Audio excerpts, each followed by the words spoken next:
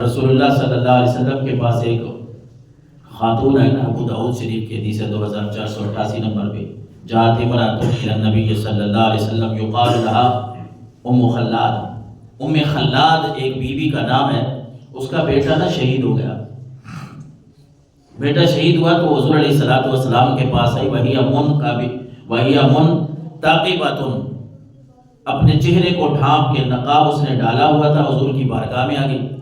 تسأل عن ابنہا وہو مقتول، اس کا بیٹا قتل ہو چکا تھا، شہید اس کے بارے میں پوچھنے آئے، یا رسول اللہ صلی اللہ علیہ وسلم میرے بیٹے کا کیا حال ہے، وہ جنت میں ہے، وہ کہاں ہے؟ ماں کو اور باپ کو اپنی اولاد کی بڑی فکر ہوتی ہے، زندہ ہوں پھر بھی ہوتی ہے، اولاد اس دنیا سے چلی جائے ماں باپ پھر بھی فکر مند ہوتے ہیں کہ ہماری اولاد کے ساتھ اللہ نے کیا سلوک کیا ہوگا، وہ جنت کی سیر کر رہا ہے کہ نہیں، اس کے اعمال ایسے تھے،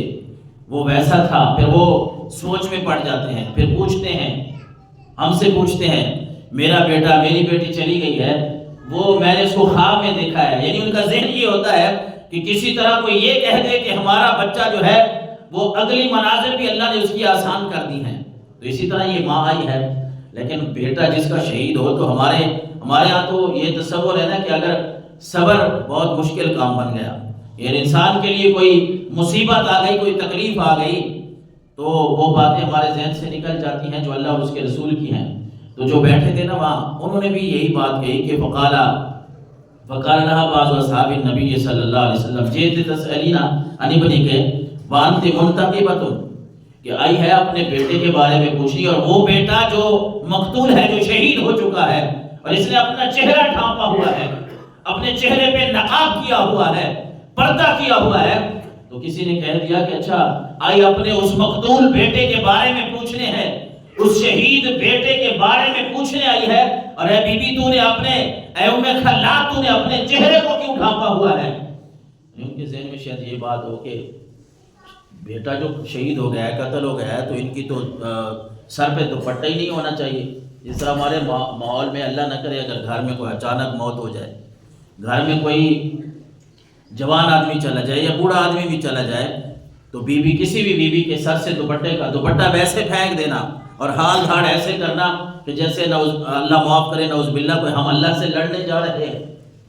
تو کسی نے کہہ دیا کہ جیتے تسالین عن ابنک وانت منتقبۃ، کہ بی بی تو اپنے اس بیٹے کا پوچھنے آئی ہے جو شہید ہے، تو بڑا نقاب کر کے آئی ہے، بڑا چہرہ چھپا کے آئی ہے۔ تو اس بی بی نے بھی بڑا خوبصورت جواب دیا، کیونکہ وہ صحابیہ تھی اور اللہ اور اس کے رسول کے فرمان کو سمجھتی تھی۔ تو اس نے کہا ان ارزا ابنی فلن ارزا حیائی، لوگوں میں نے اپنا بیٹا کھویا ہے، اپنی حیا تو نہیں کھوئی۔ بیٹا چلا گیا ہے نا، حیا تو میں نے نہیں کھوئی، میں نے اپنی حیا کو تو قائم رکھنا ہے، اس لیے کہ میں نے اللہ اور اس کے رسول کا فرمان سنا ہے کہ حیا جو ہے وہ ایمان کا ایک شعبہ ہے، میں نے اپنے اس حیا کو باقی رکھتے ہوئے اللہ اور اس کے رسول کے فرمان پہ عمل کرتے ہوئے اللہ کے نبی میں یہ نقاب کر کے حاضر ہوئی ہوں۔ محبت کی اگر بات کریں نا، نوجوانوں کو خاص کر پیغام ہے، اور پھر ہم مذاق میں بھی یہ کہہ دیتے ہیں کہ آج عالمی سطح پہ، انٹرنیشنل لیول پہ بھائی محبت کا دن منایا جا رہا ہے، تو ہم مذاق میں بھی ایسے جملے کہہ دیتے ہیں کہ اللہ اور اس کے رسول کے احکامات کے بھی خلاف ہوتے ہیں، شرم و حیا کے بھی خلاف ہوتے ہیں۔ ہم مسلمان ہیں، ہمیں کیوں کسی کی طرف دیکھنا ہے؟ اگر محبت کرنی ہے، رب کا قرآن فرما رہا ہے والذین آمنوا اشد حبا للہ، مومنوں کی ایک صفت یہ ہے کہ مومن اللہ سے کوٹ کوٹ کر محبت کرتا ہے، مومن جو ہے وہ اللہ کے نبی سے محبت کرتا ہے، مومن جو ہے وہ اپنے والدین سے محبت کرتا ہے، مومن کی یہ نشانی ہے کہ وہ اپنے بہن بھائیوں سے محبت کرتا ہے، اور یہی وہ محبتیں ہیں جو انسان کو دنیا میں بھی کام آئیں گی اور آخرت میں بھی یہ محبتیں کام آئیں گی۔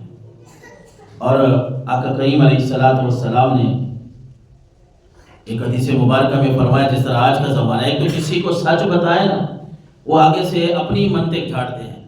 اور ایسی ایسی باتیں کرتے ہیں کہ سچ بتانے والے کو بھی جھوٹا قرار دیں گے۔ اور اللہ کے نبی نے یہی بات بیان فرمائی، سیاتی علی الناس سنون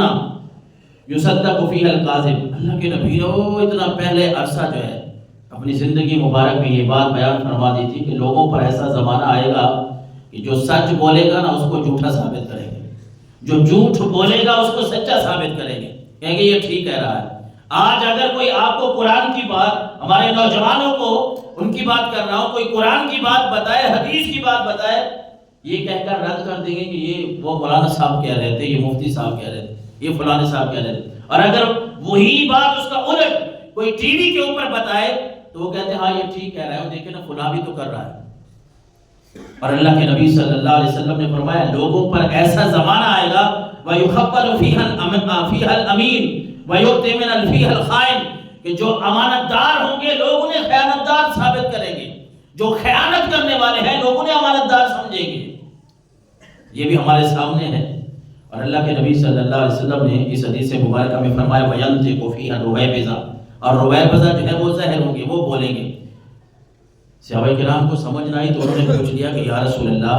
وما الرویبضہ، یہ رویبضہ کیا ہے؟ وہ پہلی باتوں کی تو ہمیں سمجھ آ گئی کہ لوگ سچے کو جھوٹا اور جھوٹے کو سچا کہہ دیں گے، امانت دار کو خائن اور خائن کو امانت دار کہیں گے۔ یہ رویبضہ کیا ہے؟ اللہ کے نبی نے فرمایا السفیہ یتکلم فی امر العامہ، بے وقوف لوگ جو ہے وہ عوام الناس کے بارے میں باتیں کریں گے کہ نہیں اس طرح ہونا چاہیے، اس طرح نہیں ہونا چاہیے۔ تو آپ بے وقوفوں کی باتوں پہ نہ جائیں، آپ اللہ اور اس کے رسول صلی اللہ علیہ وسلم کی باتوں کو سامنے رکھیں۔